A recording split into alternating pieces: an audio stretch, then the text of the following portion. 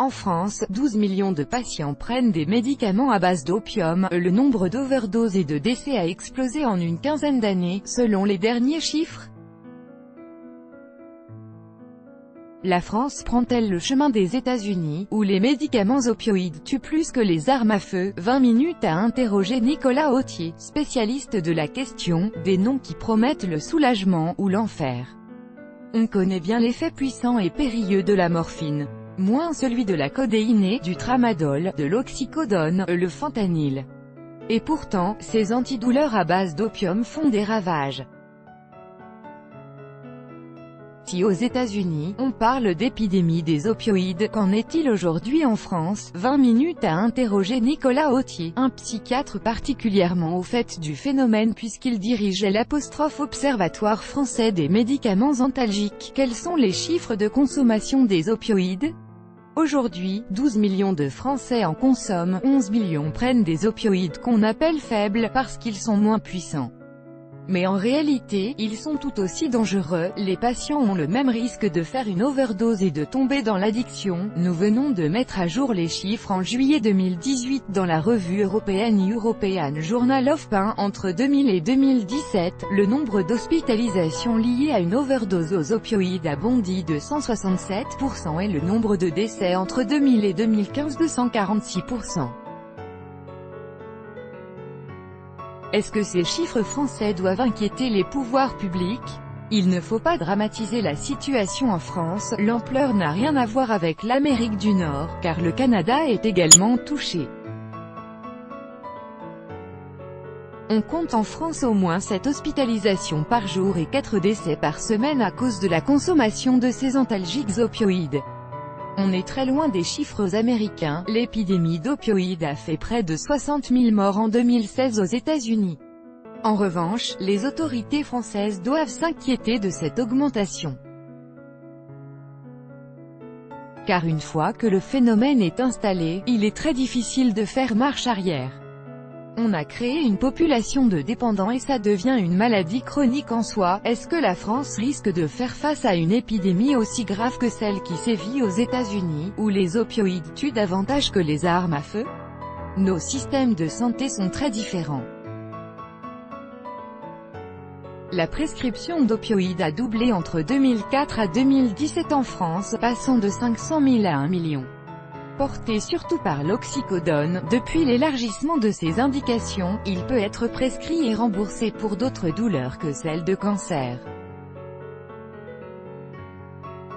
Mais en France, on ne prescrit pas en masse et la vente de médicaments est relativement bien encadrée. Le contrôle de la publicité et de la promotion pharmaceutique ne sont pas les mêmes. On ne peut pas avoir des laboratoires qui offrent des antidouleurs aux médecins, qui à leur tour les donnent aux patients.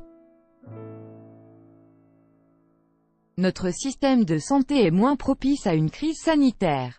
Est-ce que les autorités sanitaires en France ont pris la mesure du risque? Je crois qu'il y a une prise de conscience. Malheureusement, on a tiré les enseignements de cette véritable crise sanitaire en Amérique du Nord.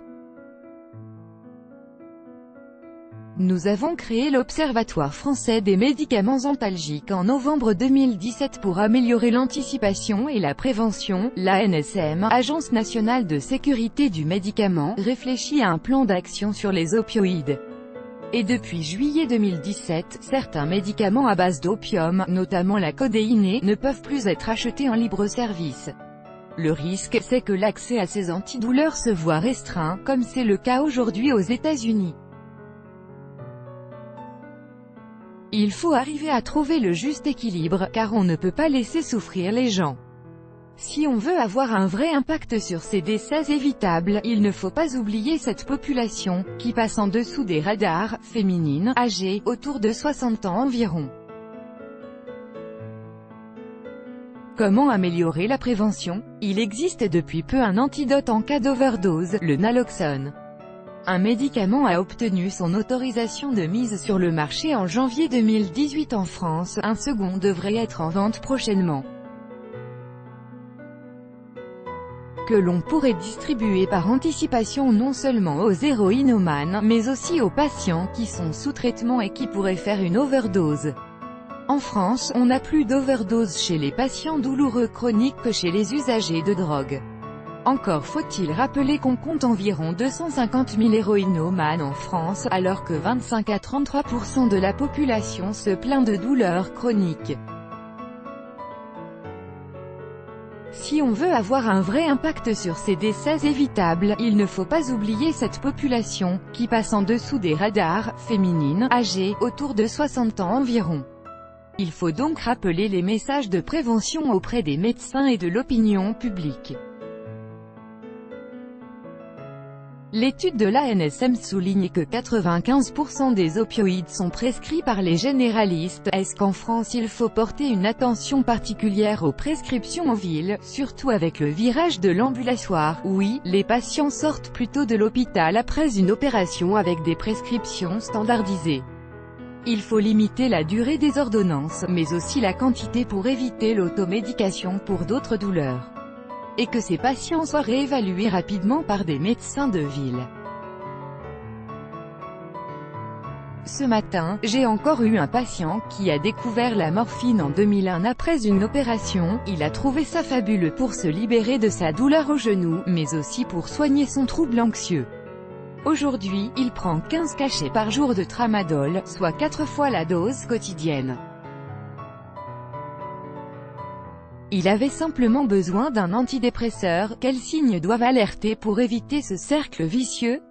Si vous avez mal partout, si la consommation devient irraisonnée et irrépressible, si vous avez besoin de plus de produits. Quand votre cerveau vous intime l'ordre de consommer cette substance en dehors de sa finalité, à savoir soulager une certaine douleur, il y a danger.